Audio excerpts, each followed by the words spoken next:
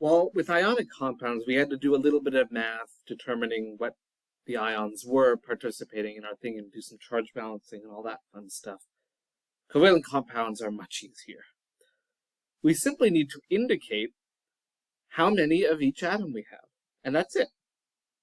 We are going to use these prefixes to indicate the number of each that we have. There are two rules that we also need to pay attention to. Rule 1 is don't start with mono, and then we drop the A before oxide. So notice that all of these, well, most of them, from tetra on, have an A at the end. We will drop that A before the word oxide.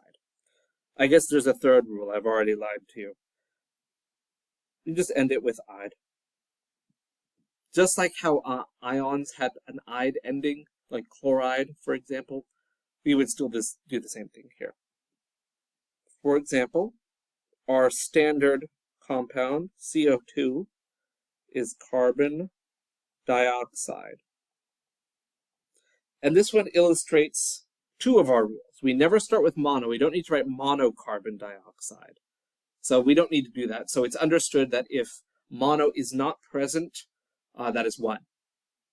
And then we have 2 oxygens, so we say dioxide. Easy. How about this one? We would call it phosphorus trichloride. 3 chlorides. How about S2O8? The best part about all these is we can just make up as many as I want. These don't have to be real compounds. In this case, we would say disulfur. And you're naming these in the order that they show up in the formula. Disulfur octoxide. So notice we dropped the A in octa. We have oxide with the "ide" ending. And in this case, we had 2 sulfurs. We have to put the di in front of sulfur. So we're going to follow all of these for both elements. These are always going to be binary compounds, meaning there's only 2 elements involved, but we can have them here. Let's do one more. How about we do dicarbon tetrachloride? These are very easy. 2 carbons, 4 chlorines. Done. So, as long as you understand what the prefixes mean, you're good. What about this one? Well, it's just calcium difluoride.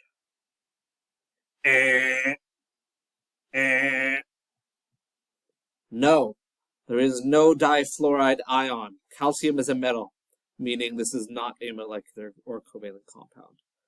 So the name for this one is just calcium fluoride, by the way. So this is a common mistake. This is not a molecular compound, so we must not use molecular naming for it. We must use ionic compound rules for naming CaF2 because it is an ionic compound. So it is not covalent. So don't fall into that trap. I do not want to see any di-ties, tetras with anything ionic. All right? Never, never, never. All right, so don't do it. Easy enough. So covalent compounds aren't too bad otherwise. So as long as you can identify them, meaning there are no there are no metals present, only nonmetals, you can follow these rules. And they're really quite simple. All right, in our next video, we'll talk about acids.